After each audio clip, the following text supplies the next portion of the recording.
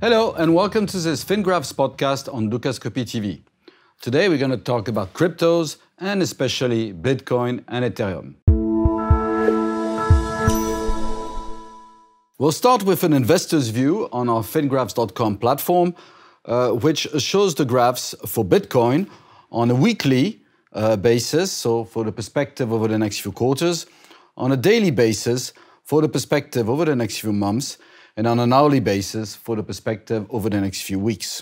Last time we came, about 2 weeks ago, we were expecting a low on Bitcoin and Ethereum, probably in the low 30s, 30,000s on Bitcoin, and probably into the low 2,000s on Ethereum.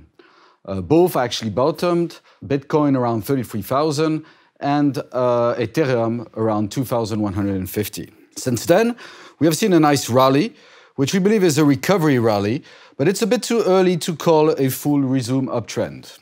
Let's see why. First of all, we look at the hourly graph, so the shorter-term graph of Bitcoin, and we could see the reversal up that we've seen over the last 2-3 weeks, with a nice acceleration over the last few days. We expect this acceleration up to continue, possibly moving up towards 50,000 and above on Bitcoin. We can see that we have some initial stretches on the envelopes, but that for now the risk index is still rising and is not overbought yet. We have a similar picture on Ethereum, which is also rising quite nicely. It is also not quite overbought yet, and we have targets that could lead us up to above 4,000 over the next few weeks. Scoping out, we look at the daily, and this is the daily of Bitcoin. We can see the recovery that we've seen over the last 2 weeks.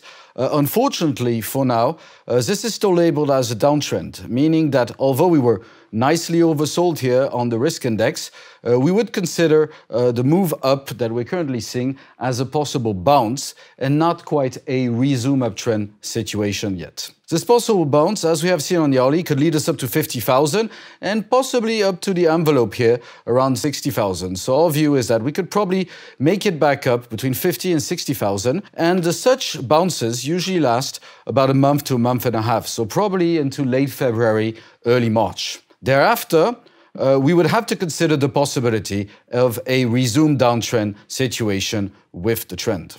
Similarly, on Ethereum, we are also in a downtrend now. We've seen also a nice bounce over the last few weeks. We were oversold on the risk index, and the bounce that we're calculating on the hourlies could lead us up to 4,000 and possibly up to the envelope. So somewhere between 4,000 and 4,500, which wouldn't quite lead us up to its previous highs, would be a nice upside retest. Following that, probably from late February, early March, we would also have to consider the possibility of a resumed downtrend situation.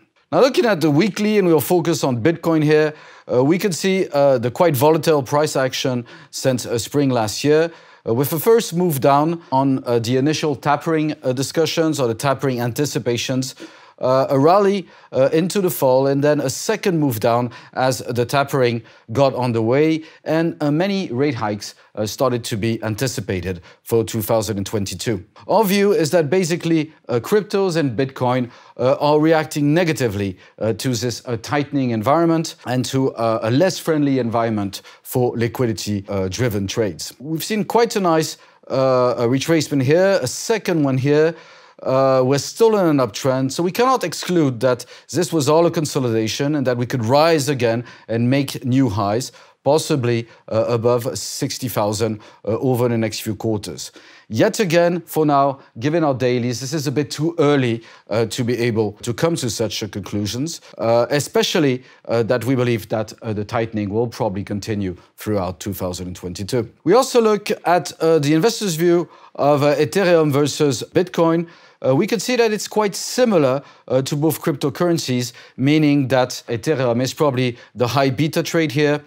We can see also this consolidation here on the weekly, the move down over the last couple of months on the daily, and the recovery, which is trying to get underway on the hourlies. So over the next month and a half, we'd probably favor Ethereum versus Bitcoin, given our general scenario. Finally, we conclude with the graph of the US 3-year benchmark bond yield.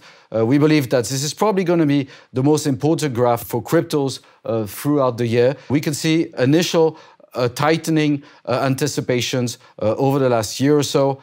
We're getting towards a point where we could see some resistance. Prices are touching our smaller envelopes. We got into our corrective targets to the upside, but this is now an uptrend. And if this move is meant to continue later on in the year and possibly above 2%, we'll probably some more difficulties in the crypto space. Thank you very much for your attention and have a very nice week.